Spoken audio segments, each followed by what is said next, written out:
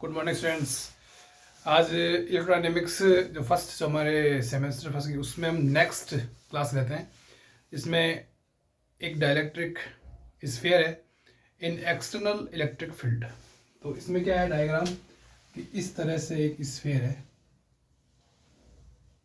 ये इसका centre point और ये इसकी त्रिज्या रेडियस ए और आर दूरी पर कोई बिंदु पी है। ये कोई एक्सटर्नल इलेक्ट्रिक फील्ड में रखा है ई, ठीक है। अब क्या होगा कि कोई डाइलेक्ट्रिक मीडियम अगर हम एक्सटर्नल इलेक्ट्रिक फील्ड में रखेंगे तो उसका पोलराइजेशन हो जाएगा और उसमें एक विपरीत इलेक्ट्रिक फील्ड उत्पन्न होगा। परंतु तो इसमें क्या होता है कि कैंसिलेशन होकर हमें इसके अंदर जो इलेक्ट्रिक फील्ड मिलता है वो इसी डायरेक्शन में मिलता है, तो हम वो बाद में देखेंगे। और इसका ई का एक जो मैग्नीट्यूड है वो E0 है और डायरेक्शन वो जेड कैप डायरेक्शन में, ऐसा हम मान लेते हैं। मतलब क्या जेड स्फीयर है तो जेड ले सकते हैं, ठीक। और ये एंगल थीटा है। तो अगर ये जेड एक्सिस है तो ये आर का इधर घटक ये अपने ध्यान रखना है कि आर कॉस थीटा होता है, ठीक। वैसे भी स्फेरिकल कोऑर्डिनेट्स में जेड का मान आर कॉस थीटा लेके चलते हैं अपने। तो ये इस तरह से है। और अपने इसमें क्या करेंगे कि भाई हम एक स्फीयर लेते हैं with dielectric constant epsilon R which is placed in external electric field. Now अब उसके इनसाइड और आउटसाइड हम पोटेंशियल ज्ञात करेंगे। तो मेथड ऑफ इमेज से ज्ञात करना काफ़ी कठिन है, तो हम क्या करेंगे कि एक लाप्लास इक्वेशन को यूज करेंगे। तो हम लेंगे general solution of Laplace equation for find potential inside the sphere and outside sphere. तो हम जनरल सॉल्यूशन लेते हैं। तो पहले इनसाइड स्फीयर लेते हैं। इनसाइड स्फीयर क्या होगा, ये बड़ा फाई लिखना है हमको, फाई इन, ठीक है। तो ये सिग्मा लेना है एल बराबर 0 से इन्फिनिटी। एल क्या है, डिग्री है, घात। और हम लेंगे एक पॉलिनोमियल बहुपद लेंगे जो पी एल कॉस ऐसे करके। तो हम जनरल सॉल्यूशन ले रहे हैं तो वो इस तरह से लेंगे, जैसे ए एल और आर की घात एल प्लस फिर लेंगे बी एल आर की घात माइनस एल प्लस 1, ठीक है, और पी एल कॉस थीटा। ये एक हम जनरल सॉल्यूशन लेते हैं। ये समीकरण नंबर 1 इनसाइड है इसके और पोटेंशियल है। स्फीयर के inside potential from Laplace equation. अब हम क्या इनसाइड में जो आर का मान है वो कितना हो सकता है, यहाँ इस पॉइंट पे R0 हो सकता है, ठीक है ना। तो एट R0 पर हम ये कंडीशन लिखेंगे। तो ये फाई इन और यहाँ लिख देंगे R बराबर 0 और सिग्मा L बराबर 0 से इन्फिनिटी और AL और आर की घात L plus B L R की घात माइनस एल प्लस 1 और यहाँ एक लाइन खींच के लिख देंगे आर बराबर 0 और ये पी एल कॉस थीटा, ये हो जाएगा, ठीक है।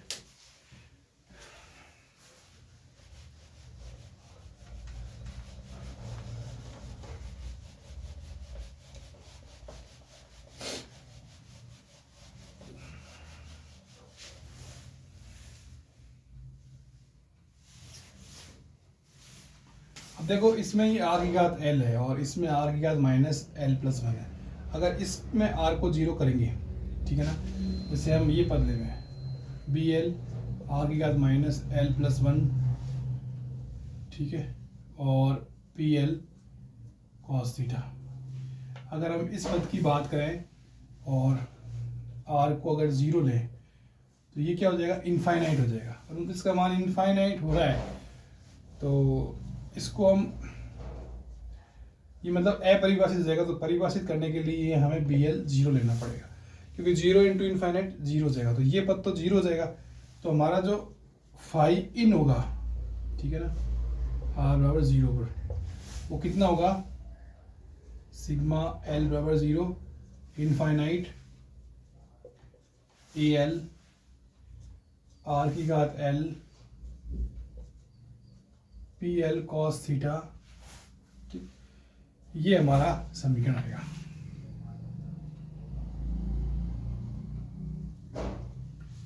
ठीक है, ये हमारा समीकरण आएगा, समीकरण नंबर 2। तो ये फाई इन हमें प्राप्त हो जाएगा। इसको ऐसे भी लिख सकते हैं क्योंकि आर बराबर 0 हमने ले लिया है शुरू में, तो ये फाई इन हो जाएगा। ठीक है ना, ए एल आर की घात L P L cos theta.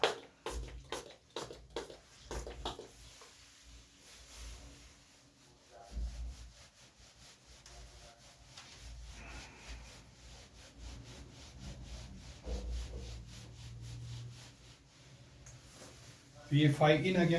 अब ऐसे ही हम लाप्लास सॉल्यूशन से, इक्वेशन के सॉल्यूशन से फाई आउट भी लिखेंगे। फाई आउट क्या आएगा, सिग्मा एल बराबर 0 से इन्फिनिटी।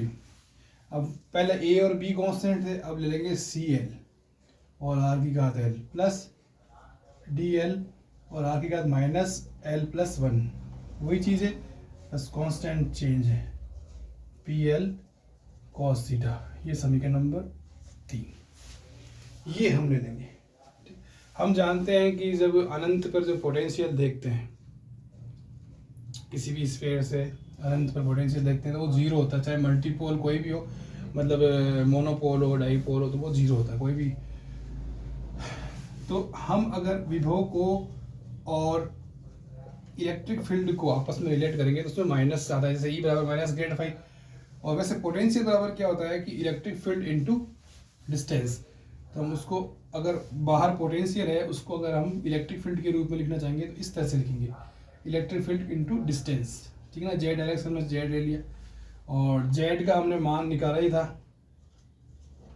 Are cos theta. और इलेक्ट्रिक फील्ड का जो मैग्नीट्यूड लिया था हमने E0 लिया था। ठीक है ना, तो ये हमारा एक और इक्वेशन हो जाएगी। अब क्या है कि हम बाहर की साइड में आर क्या ले सकते हैं, इनफाइनाइट, ज़्यादा से ज़्यादा। ठीक है ना, तो आर इनफाइनाइट के लिए हम ये थोड़ा सा सॉल्व करेंगे फाई आउट। तो एक मान तो ये हो ही गया,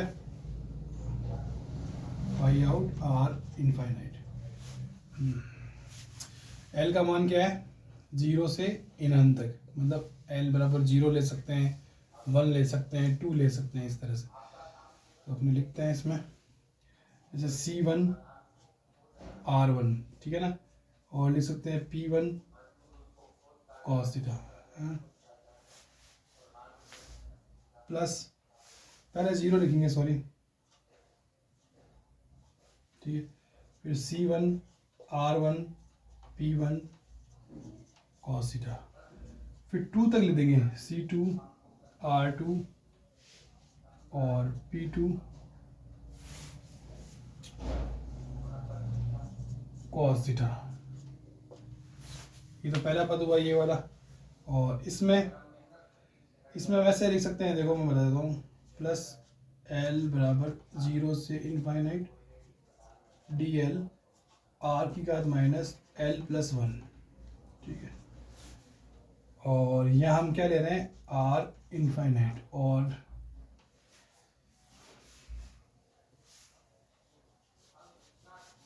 यहाँ अपन को ये और लिखना पड़ेगा PL cos थीटा, फिर लिखना पड़ेगा R इनफाइनाइट। ठीक, तो इसमें क्या है कि ये जो पद है इसमें R इनफाइनाइट करेंगे तो 1/इनफाइनाइट आएगा, तो ये पद 0 हो जाएगा। ठीक है ना, मतलब इस पूरे इसमें ये पद 0 हो जाएगा, तो ये लेके चलेंगे हम, ये अपने आ ही रहा है। ठीक है, तो ये जो PL cos थीटा है, ठीक है ना, ये PL cos थीटा केवल इसके गुणा में है भाई, इसकी गुणा वाला तो आ ही गया, तो ये हम इस तरह से लिख सकते हैं, राइट। ये मंजिले कोष्टक में और ये PL cos थीटा, तो ये पद तो अपना 0 हो जाएगा। तो अपना जो फाई आउट होगा वो क्या होगा, वो लिखते हैं।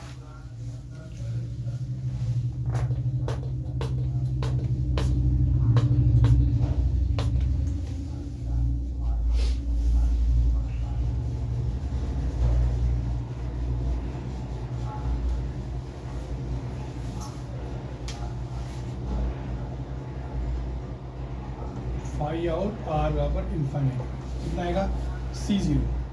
C0 R की घात 0 1 हो जाएगा, और ये जो P0 cos थीटा होगा ना, इसका मान भी 1 होता है, तो C0 आएगा प्लस C1 R, और P1 cos थीटा का मान कितना होता है, cos थीटा, ठीक है। C2 R स्क्वायर, और P2 cos थीटा का मान कितना होता है, 3/2 cos स्क्वायर थीटा माइनस 1/2। जरूरी नहीं है आप ये लिखो, केवल P1 cos थीटा लिख के भी चल सकता है, ये पद 0, ठीक है। ये हमारा एक इक्वेशन आया, इक्वेशन नंबर 5 हम इसको लिख सकते हैं एक बार।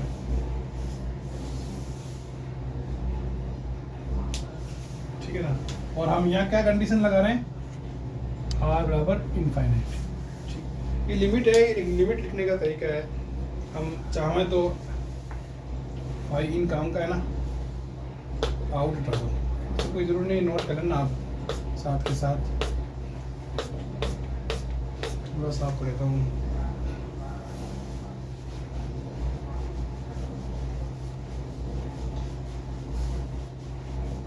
ये सैनिटाइजर है, कोरोना के समय में लाया हुआ, तो ये इससे जल्दी साफ हो जाता है।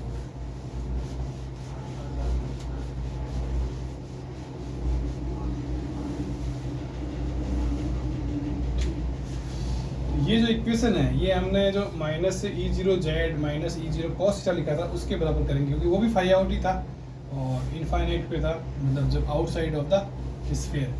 तो ये हमारा हो जाएगा minus E0 R cos theta, मतलब इक्वेशन नंबर 4 थी वो, 4 और 5 से क्या आएगा, C0 plus C1 R cos theta plus C2 R square 3/2 cos square theta minus 1/2। ये पद लिखने की कोई ज़रूरत नहीं है वैसे,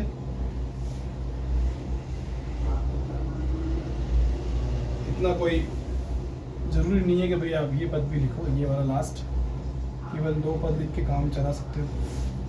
अब इसमें देखो R cos थीटा कोफिशिएंट की तुलना करेंगे तो C1 का मान आ जाएगा माइनस E0, और जो C0 है C2 है और C3 है, अदर्स जो भी हैं वो सब 0 जाएंगे, ठीक।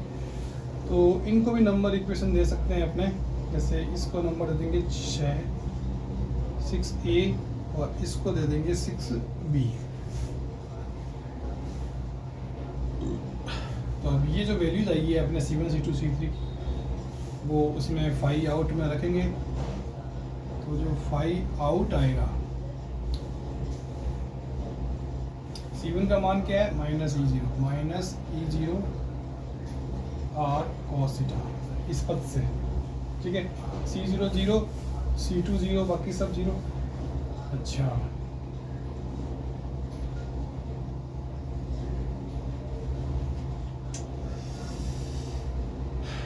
ये तो इससे आया है ना, और एक अपना फाई आउट का मान और लिखा हुआ था, और उन्होंने मिटा दिया, ये वापस लिखना पड़ेगा बिल्कुल।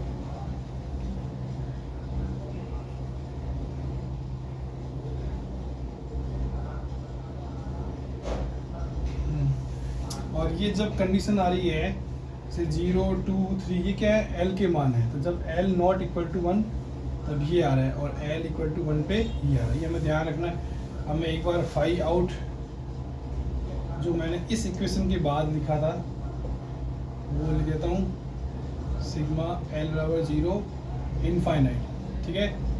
यानी C और D थे, राइट, C L R की घात L प्लस DL R की घात माइनस L प्लस 1, ये था आपके पास, ठीक है, और PL cos थीटा ये था आपके पास, ठीक है। एक बार इस इक्वेशन को वापस लेते हैं फाई आउट को। अब देखो अपने ये जो प्रॉब्लम है, इसमें हमारे जो L का मान अगर 1 है तब तो माइनस E0 आएगा, ठीक है, और अगर अदर मान है तो वो 0 होगा, तो इसमें तो ये कंडीशन है। और ये जो कंडीशन है इसको हमें ऐसे ही लेना है जैसे ये भी है, इसको ऐसे ही लिखना है, ठीक है ना, चेंज नहीं करना है। तो CL की जगह हमें वैल्यू केवल C1 ही प्राप्त होगी, C0 C2 C3 नहीं होगी, इससे हमें ये समझ में आ गया। ठीक है। और ये जो इक्वेशन थी वो थी 3, ये ध्यान रखना। तो हमारा जो फाई आउट है वो क्या आएगा, देखो C1 R cos theta plus sigma L बराबर 0 से इनफाइनाइट DL R की घात माइनस L प्लस 1, और ये आ जाएगा PL cos थीटा। ये हमारी इक्वेशन आएगी फाई आउट।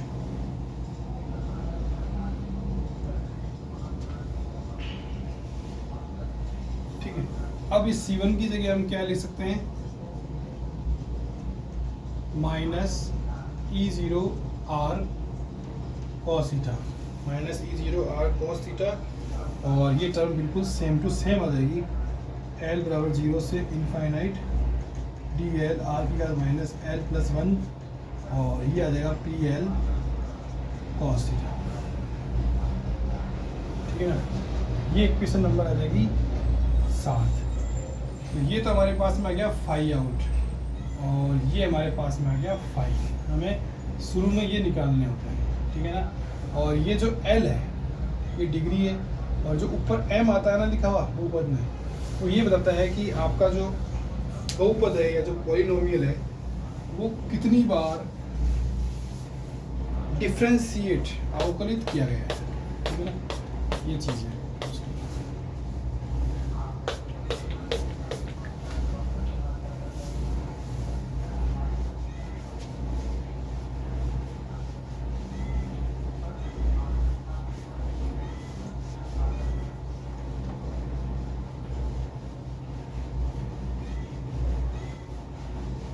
इससे जल्दी मिटता है एक बात। ठीक है। तो फाई इन और फाई आउट के मान हमने निकाल दिया। अब हमारा जो इलेक्ट्रिक फील्ड होता है वो क्या होता है, माइनस ग्रेडियंट पोटेंशियल। इसे हम फील्ड लिखते हैं, electric field E minus gradient potential. और ये जो ग्रेडियंट है ये स्फेरिकल कोऑर्डिनेट में क्या होता है, जैसे R थीटा फाई होता है ना, curly phi upon curly R, ठीक है, प्लस थीटा R होता है नीचे, और curly phi upon curly theta, फिर होता है फाई कैप, ठीक है ना, curly phi upon curly phi, और नीचे होता है R साइन थीटा। ये इस डेल संकार का मान होता है स्फेरिकल कोऑर्डिनेट्स में, ठीक है। और हमारे पास क्या है, R और थीटा ही है, तो हम इसको लिख सकते हैं जैसे ER theta cap plus ER R cap, sorry E theta theta cap, इस तरह से हम इसको लिख सकते हैं।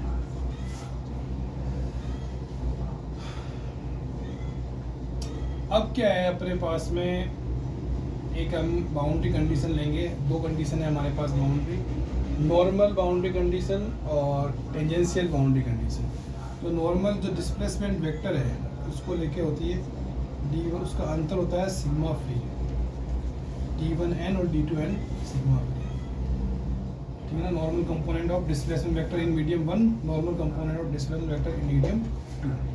अब क्या है कि इनसाइड आउटसाइड कोई फ्री चार्ज नहीं है, तो सिग्मा फ्री क्या हो जाएगा, 0 हो जाएगा।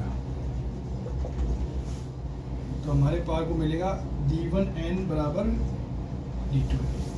अब जो D होता है डिस्प्लेसमेंट वेक्टर, वो क्या होता है, एप्सिलॉन और इलेक्ट्रिक फील्ड का मल्टीप्लिकेशन होता है। तो हम इसको लिख सकते हैं जैसे एप्सिलॉन 0 एप्सिलॉन R1 और E1n, ये लिख सकते हैं। और ऐसे ही एप्सिलॉन 0 एप्सिलॉन R2 और E2n लिख सकते हैं। अब इसमें क्या है कि एक तो डाइलेक्ट्रिक मीडियम है स्फीयर के अंदर, और बाहर है एयर, तो बाहर एयर के होने के कारण एप्सिलॉन R2 तो हो जाएगा 1, और एप्सिलॉन R1 को हम लिख देंगे एप्सिलॉन R, और जो एप्सिलॉन 0 है, एप्सिलॉन 0 है वो आपस में कट जाएगा।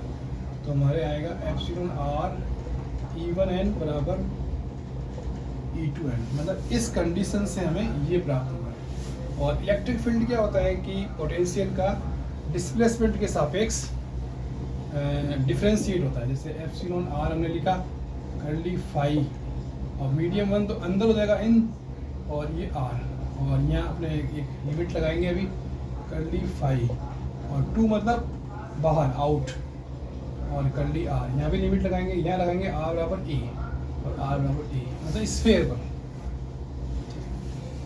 जो आर है, ठीक है ना, स्फेयर पर। ओके, अब अपने फाई इन और फाई आउट दोनों काम आएंगे।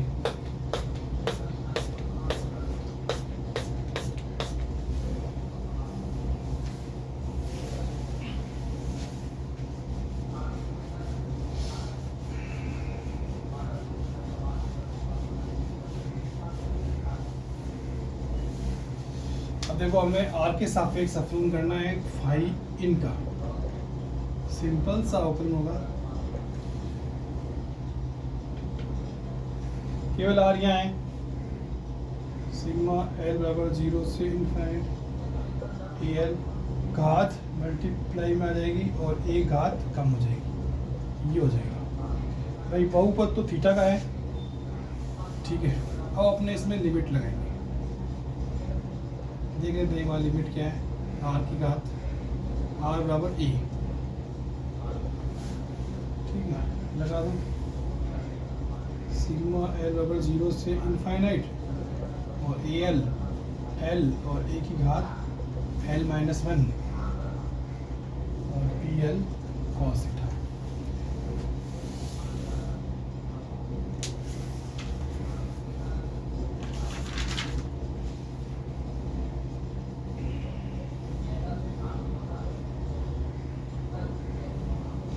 ठीक है, अब अपने निकालेंगे आउट। 1 मिनट, जगह नहीं दी, ऊपर का मिटा हुआ है तो फिर ये इसका निकालते डायरेक्ट ही। देखो फाई आउट, इसका भी आर के सापेक्ष ही करना है, बड़ा फाई लिखना है अपन को, ठीक है।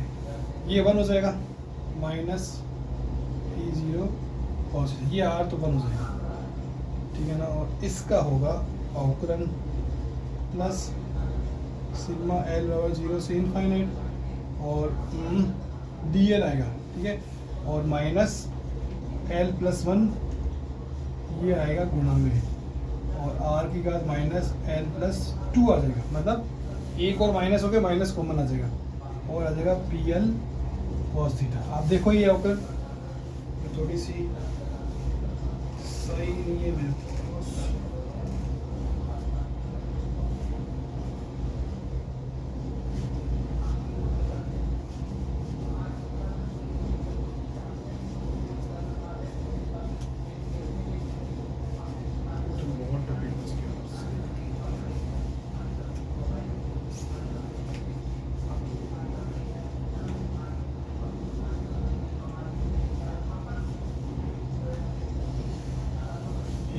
सही का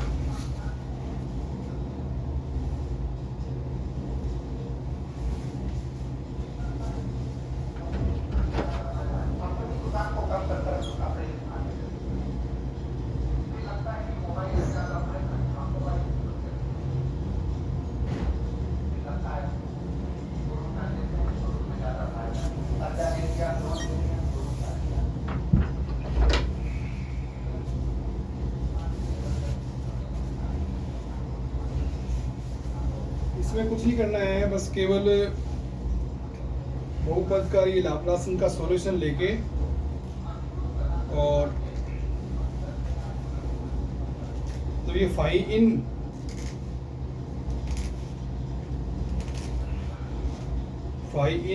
और फाई आउट, मतलब इनसाइड पोटेंशियल और आउटसाइड पोटेंशियल निकल जाएगा,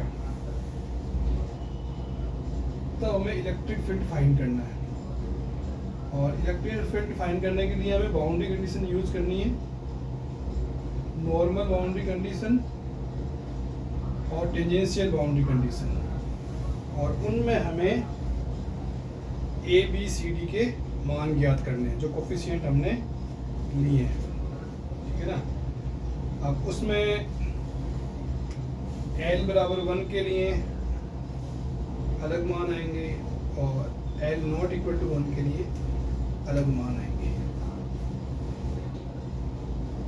वो निकालते हुए हमें पोटेंशियल याद करना है। टॉपिक बड़ा है,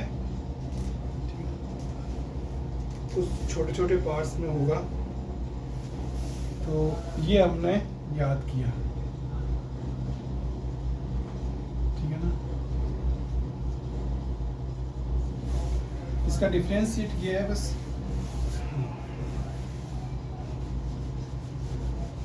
अब हम क्या करेंगे कि आर को 1 लिख देंगे।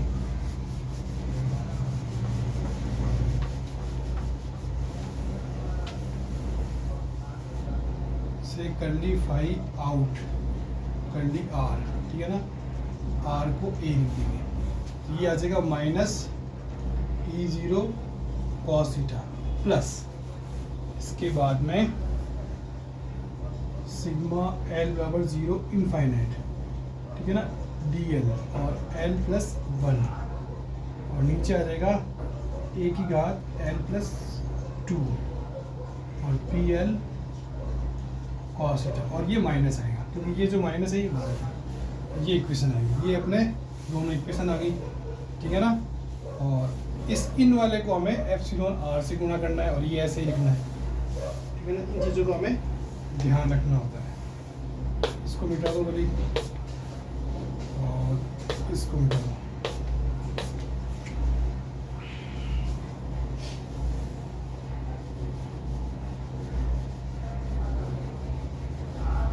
पहले हमें लिखना है ये सिग्मा एल बराबर 0 से इनफाइनाइट और एल माइनस 1 और पी एल कॉस थीटा, ये पता गया। अब इसको भी साफ कर देते हैं।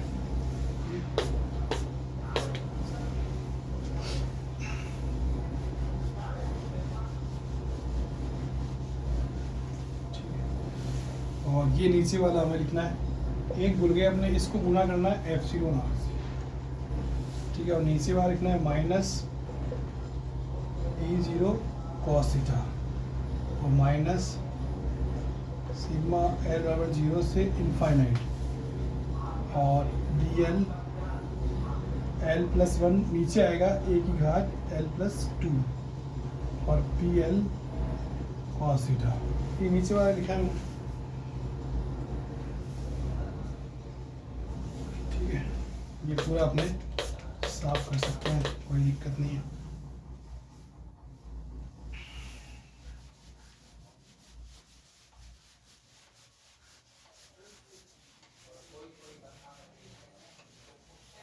ठीक है,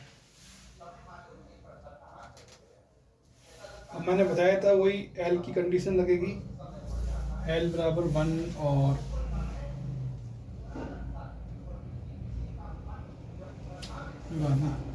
इसे एल बराबर 1, ठीक है। तो एप्सिलॉन आर सिग्मा लगाने की जरूरत नहीं पड़ेगी जब अपन ने एल बराबर 1 ले ही लिया है, ठीक है। तो ये आ जाएगा A1 और ये L, ये L कहाँ से आ गया, अच्छा आउटलाइन हो गया। और ये AL माइनस 1, L बराबर 1 लिख रहे हैं तो फिर ये 1 आएगा और ये भी 1 आएगा, ये 1 और ये 1 माइनस 1 और ये P1 cos थीटा, ठीक। इसमें तो कोई फर्क पड़ेगा नहीं, और इसमें भी 1 लेंगे तो D1 और ये 2 नीचे आएगा a की घात क्यूब और ये आएगा P1 cos थीटा। हमें कुछ नहीं करना है इसमें, L बराबर 1 में A1 का मान निकालना है, मेन बात ये है। अब इससे P0 cos थीटा होता है बहुपद, उसका मान तो 1 होता है, और P1 cos थीटा होता है, उसका मान cos थीटा होता है। ये भी cos थीटा, ये भी cos थीटा, ये भी cos थीटा कैंसिल हो जाएगा। कहने का मतलब है कि ये जो P1 cos थीटा, ये जो बहुपद होता है ना, इसका मान cos थीटा होता है, ठीक है ना। मैथमेटिक्स है और देखेंगे अपने। तो हमारे पास जो इक्वेशन बनेगी एप्सिलॉन आर A1, ठीक है ना। एक ही घात 0 लिखने की जरूरत नहीं, cos थीटा कट गया तो बराबर माइनस E0 और माइनस 2D1 और अपॉन A क्यूब, ठीक है।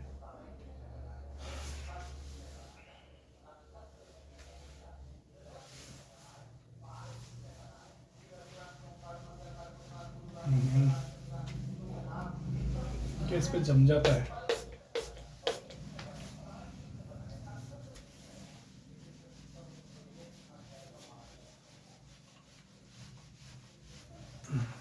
ठीक है, तो A1 का हमारे पास L इक्वल टू 1 बोल दो, चाहे A1 बोल दो, माइनस कॉमन ले लो। ठीक है, E0 प्लस आगे काम आएगी इक्वेशन 2D1 अपॉन AQ, ये हमारे पास में। ठीक है, अगली जो नेक्स्ट इक्वेशन है वो नंबर लगा दो इसका, भाई मेरे को छूट गया, 11 लगा दो इसका नंबर। ठीक है, E1 आ गया। अब अपने क्या करेंगे, L नॉट इक्वल टू 1 इस पे लेके चलेंगे अपनी समीकरण। L नॉट इक्वल टू 1 को लेके चलेंगे।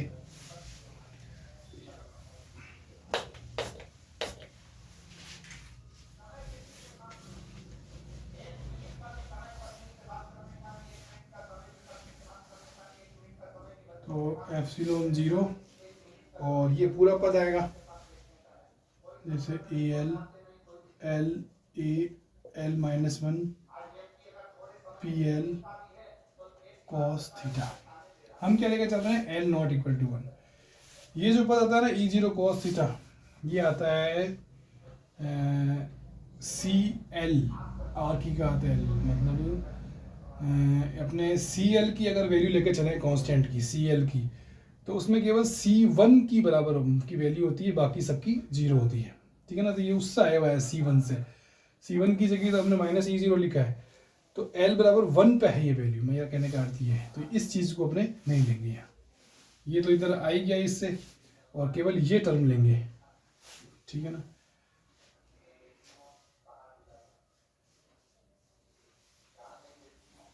L नॉट इक्वल टू 1 लिख दो बस, और माइनस और DL ये आ जाएगा L प्लस 1, और नीचे आ जाएगा A की घात L प्लस 2 और PL cos थीटा, ये आ जाएगा। ठीक है, PL cos थीटा जो हम लिख रहे हैं, जो पॉलिनोमियल है PL cos थीटा, वो आपस में कैंसिल हो जाएगा। ठीक है, तो हम AL का मान निकाल सकते हैं सिंपली। AL का मान एक तो आएगा DL माइनस एप्सिलॉन R, और L प्लस 1, और इसके नीचे लिख दो तुम L, भाई L के नीचे L लिख दो, और क्या, और नीचे आएगा 1 अपॉन A, ये AL माइनस 1 नीचे जाएगा,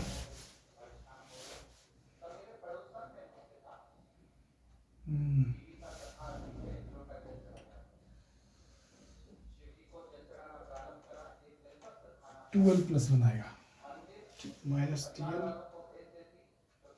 ये इक्वेशन आएगी। ठीक है, सही है। तो ये हमने क्या करा कि भाई फाई इनसाइड पोटेंशियल निकाला, फाई इन फाई आउट निकाला, इलेक्ट्रिक फील्ड की इक्वेशन लिखी, और डेल लिखा हमने स्फेरिकल कोऑर्डिनेट्स में। तो उसमें मालूम पड़ा कि हमें एक तो ER निकाल सकते हैं R कैप डायरेक्शन में, एक E theta theta cap direction में निकाल सकते हैं। तो उस तरह से हम दो डेरिवेटिव निकाले, करली फाई इन अपॉन करली R, करली फाई इन अपॉन करली R। फाई लिया हमने एक इन और एक लिया आउट, ठीक है ना, वो हमने निकाले, और फिर उसमें हमने कंडीशन वही लगाई नॉर्मल D11 D1n और D2n वाली बाउंड्री कंडीशन निकाल के, और A1 और AL के मान आज हमने निकाल लिए। तो हम कर रहे हैं डायरेक्ट्रिक स्फीयर इन एक्सटर्नल इलेक्ट्रिक फील्ड, ठीक है ना। इसका शेष पार्ट हम अगली क्लास में। Thank you very much.